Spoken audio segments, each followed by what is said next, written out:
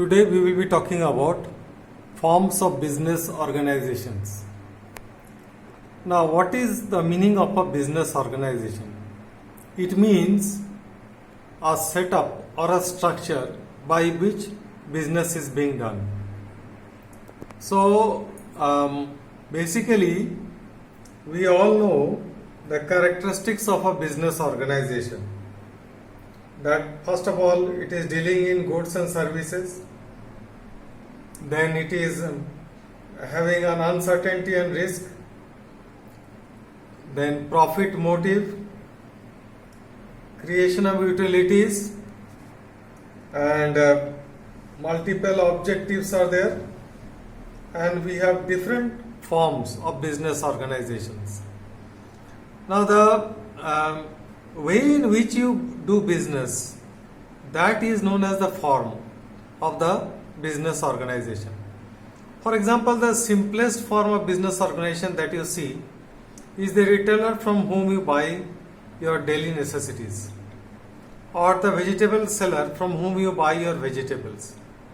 Now, here one person has contributed capital, one person is managing the entire business, and he is taking all the risks. Now, if we divide our entire economy, it can be divided into three sectors: the private sector, the public sector, and the joint sector. The private sector is the sector where we have business organizations which are owned by private individuals or a group of individuals known as entrepreneurs. Public sector is that sector where the business organizations are owned by the government. And joint sector is the sector where the business organization is partly owned by your private individuals and partly by the government. So, in the private sector, we have the sole proprietorship form of business organization, which I have written over there, sole trader. Then we have the partnership form of business organization. Then we have the joint stock company form of business organization. And we have the cooperative form of business organization. These are the four forms of business organizations which are present in the private sector. So the basic thing that you must understand of a private sector is that it is owned by private individuals. And here, like for example, if you take the case of like Tata Steel. Now Tata Steel is owned by private individuals. The shareholders of Tata Steel, they are private individuals and they have contributed capital, and that is how the Tata Steel works. So that is under the private sector. So in the private sector, when we see, we have four forms of business organization. The sole trader, just now we talked about sole trader. Sole means one, trader means one who is doing trade. So a single owner, like for example the vegetable seller. The vegetable seller, one single owner, he has contributed, he has accumulated money, he has bought vegetables from somewhere and he is selling it to the customers. A small retailer, he contributes money and he buys your daily requirements, goods, and he sells to the various customers. And he is undertaking all the risk, he is managing everything.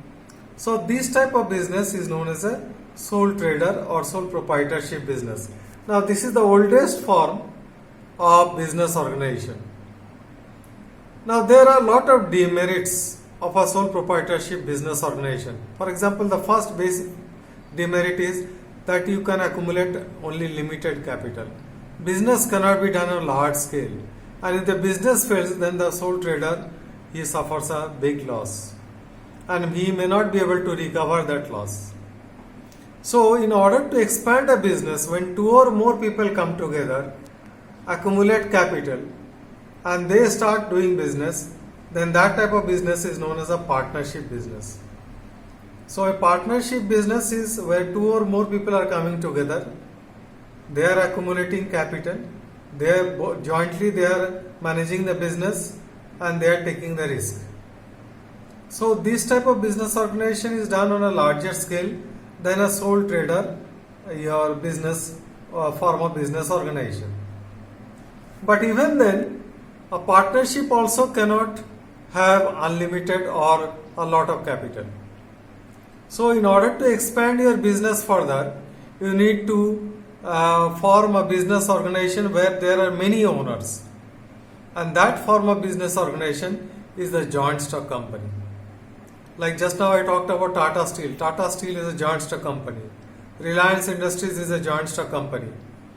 ACC, Associated Cement Company, is a joint stock company. Okay, BCCL, Bharat Coking Coal Limited, is a joint stock company. And you will see in all these the word limited is there at the end. Now a joint stock company has many owners who are known as the shareholders. The total capital is divided into small parts and each part is known as a share. A person who buys a share, he has to pay that amount of money which is equal to the value of the share. And by that, the joint stock company can accumulate a lot of capital. It can have thousands of owners, it can have lakhs of owners, and they can do business on a very large scale because of the huge amount of capital that they can accumulate. So that is why we see like Coal India Limited. It is having so many subsidiaries. It's a very big joint stock company. Like the Indian Railways. Okay, so now we come to the cooperative form of business organization.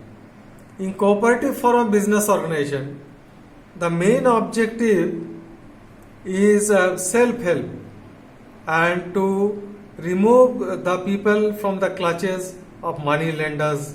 This type of business organization was formed. Here people of a locality, they come together and they set up a business. It can be a retail business, it can be a housing business, it can be any other type of business. And here the main objective or prime objective is not to earn so much profits, but self-help and to render service to that particular locality. Now this type of business organization was started in Germany and it became very popular, and at that time the Indian government sent a delegation to find out about it, and they found out about it and they saw that it's a very simple type of business organization. And all these sole trader, partnership, joint stock company, cooperative organizations, they are managed by individuals, private individuals. So they come under the private sector. Now we come to the public sector. Public sector is the sector which is managed by the government. For example, we have three types of business organizations over here. The departmental undertaking, like you have the best example is the Indian Railways, and they have a minister at the top, so we have a railway minister. Then information and broadcasting, that is also having a minister, information and broadcasting minister. So these type of organizations are managed as departments of the government. That's why they are known as departmental undertakings. And they have monopoly. For example, Indian Railways is more or less having monopoly right now in the running of trains. Then we have public, and the entire capital is given by the government. Public corporation. Public corporation also, the capital is given by the government. And these type of organizations also run on the basis of service to the total country. So here the prime objective may not be to earn profit only, but the prime objective is to produce those goods or services which are essential for the well-being of the entire economy of the country or for the welfare of the public at large. For example, we had your Sindri fertilizers. It was run by the Indian government, and the main objective was to produce fertilizers at a cheaper rate so that the farmers of our country could buy fertilizers at a cheaper rate so that agricultural production goes up in the country and agricultural prices do not go up too much. And we have the government company. Now, government company is actually a company where more than 50% of the shares are held by the government, but the rest shares can be held by private individuals.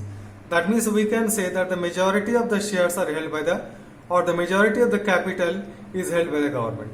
So whatever they say, that is generally done because they have more voting power. So government companies are companies where the majority, your capital or major finance is given by the Indian government, and it is run on the guidelines given by the Indian government. So all these types of business organizations, they come under the public sector since it is run by the government. And now we have even the joint sector. A joint sector is a sector where we have both public and private, they are combining together. That means the government has joined hands with private enterprises or private sector enterprises for a common objective. For example, if you go to Kolkata, we have the Calcutta Electric Supply Corporation. Now previously in Calcutta, you had lot of your power cuts, load sheddings. But nowadays in Calcutta, we don't have any power cut anywhere in Kolkata. The reason is that the CESC, the Calcutta Electric Supply Corporation, they joined hands with the Goenka company. Goenka company is in the private sector, and they joined hands with Goenka company to your supply power in and around Kolkata. And after that, the situation is improved so much that we virtually don't have any power cuts in Kolkata. Even when that Amphan, your storm took place, cyclone took place, then also there were no power cuts in Kolkata. But later on, there were power cuts because of snapping up wires here and there. So these are the different forms of business organizations that we have. But remember, this sector, don't confuse with private company and public company. We are talking of sectors. Like for example, you may be thinking that Tata Steel is a public company, but it is under the private sector. Any business organization run by private individuals come under private sector. Whereas any business organization where major capital is given by the government, that means it is virtually run by the government only, that comes under the public sector. And joint sector is where the public and the private, they are joining together and they are running the business organization. Now if you see the difference between the three, private sector is run by private entrepreneurs, public sector is run by the government, and joint sector is run jointly by the government and the private entrepreneurs. Now in private sector, the maximization of profit is the prime objective. In public sector, it may not be so. It may be, as I told you, that social welfare of the entire public of the country. And joint sector is mainly providing public utilities. What are public utilities? Things which are needed by the entire population of a region or a country. For example, here we have the MADA, Mineral Area Development Authority. What is the work of MADA? To supply water and to look after the health and sanitation of this particular region. So power supply, then water supply, these all come under public utilities. Then your capital in private sector is given by the private people. Public sector mainly financed by the government, and in joint sector it is both by the private and the public. Then in private sector, mainly what are the areas of operation where they try to operate in those areas where there is maximum profit. because their prime objective is to earn profit. Private individuals will not do business without that objective, and that is why they are investing their money. Whereas public sector, the objective, since the objective is not profit maximization, they will do business in those areas where the country will develop. So we have basic industries and services. And joint sector mainly in the infrastructural development and public utilities. What do you mean by infrastructure? Infrastructure means those facilities which are required for the development of the other industries in the country, which are required for the development of the other or the industrialization of the entire country. For example, good roads, okay, water supply, power supply, telephones, okay, network. All these are infrastructural facilities, and in whichever country these infrastructural facilities are there, industrialization is also more and more industries can be set up. So people try to set up industries where you have these facilities, and people will not try to set up industries where these infrastructural facilities are not there. So now, after this, we will be talking about the first type of business organization on the private sector, that is the sole trader. Okay. So sole trader is a type of business organization where I told you that one person, he is contributing your capital and he is taking all the risks. So this type of business organization, a basic business organization, all of you know about it, and we always buy our daily necessities from these type of business organizations. So we will be talking about sole trader in detail in our next video.